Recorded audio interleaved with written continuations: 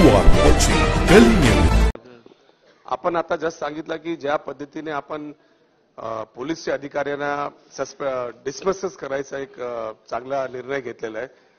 माझा एक प्रश्न असा आहे की आपण पोलिसांना तर कारवाई करतोय, प्रत्येक पोलीस स्टेशनमध्ये असे जे उडता पंजाब सारखा आपला उडता मुंबई होत चाललेला आहे, अशांवरती आपण कारवाई करतो.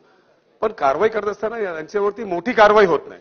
मागच्या टायमाला पण अधिवेशनात मी आपल्याला सांगितलं, आपण उत्तर दिलं होतं की आपण असा एक लॉ फ्रेम करतोय जिथे आपण जे प्रिव्हेंटिव्ह जे कारवाई होणार ते मोठी करणार आहे, म्हणजे एमसीओसी सारखी किंवा असं. कारण एकदा आपण पकडला, कोर्टाने जर सोडला, थोडा बिल्डअप करतो म्हणजे त्यांना काय तुमच्यासाठी चांगलं.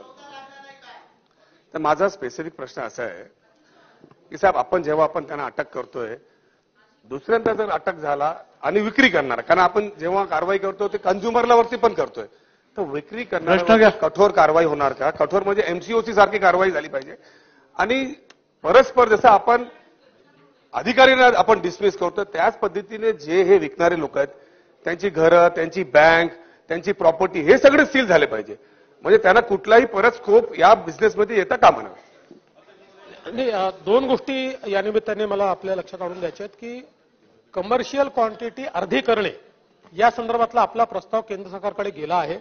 कारण आज काय झालंय की कमर्शियल क्वांटिटी कशाला म्हणायचं, ही क्वांटिटी इतकी मोठी आहे की त्याच्यामुळे अनेक पेडलर सुटून जातात, आणि म्हणून ती क्वांटिटी आपण अर्धी करण्याच्या संदर्भातला एक प्रस्ताव पाठवला आहे. आणि केंद्र सरकारही आता याच्यामध्ये कायद्यामध्ये बरेच बदल करते आहे आणि ते कायदे त्या ठिकाणी स्ट्रॉंग करण्याचा प्रयत्न करते. दुसरं, आता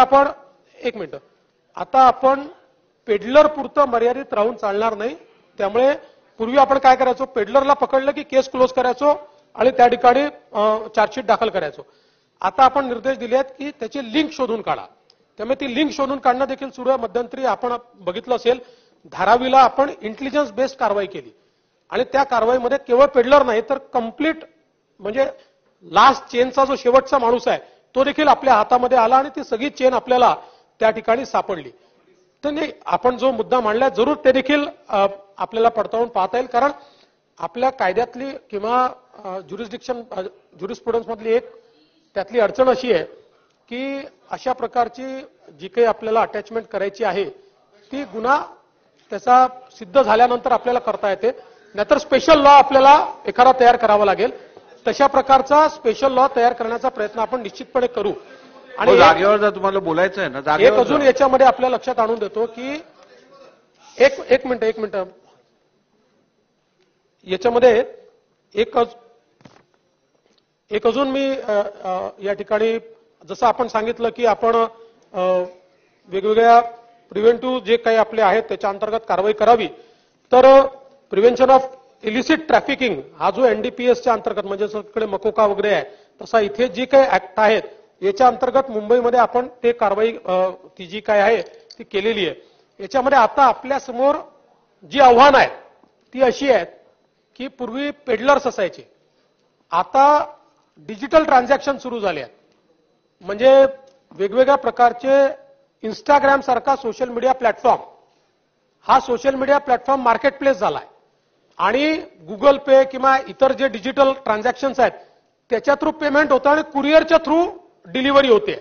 त्यामुळे ते आपल्याला शोधून काढणं कठीण जातं. पण तरी देखील जेवढ्या कुरिअर एजन्सीज आहेत त्यांना एसओपी आपण दिलेली आहे, त्यांच्याकडे सर्च करणं सुरू आपण केलेलं आहे. त्यांना आपण हे सांगितलंय की जर तुमच्याकडे असं पॅकेज आढळलं तर जशी पॅकेज पाठवणारीची जबाबदारी असेल तशी तुमची देखील असेल, कारण तुम्हाला या संदर्भात अशा पॅकेजेसमध्ये त्याची पडताळणी, आता त्याचे काही नवीन गॅजेट्स देखील आपण घेतलेले आहेत. किंवा मागच्या काळामध्ये आपण बघितलं की जे कंटेनर्स आपल्या जेएनपीटी पोर्टवर येतात, कंटेनरमध्ये वर वेगळ्या गोष्टी असतात, खाली वेगळ्या गोष्टी असतात, त्याची ऍडव्हान्स मशिनरी आता आपण घेतली आहे की ते कंटेनर पास होताना आपण त्या ठिकाणी त्या कंटेनरमध्ये काय आहे, म्हणजे खाली जर ड्रग्ज असतील तर ते देखील आपल्याला आयडेंटिफाय करता येतील. अशा प्रकारच्या सगळ्या कारवाई आपण त्या ठिकाणी केल्या. देवयानी ताई बोला.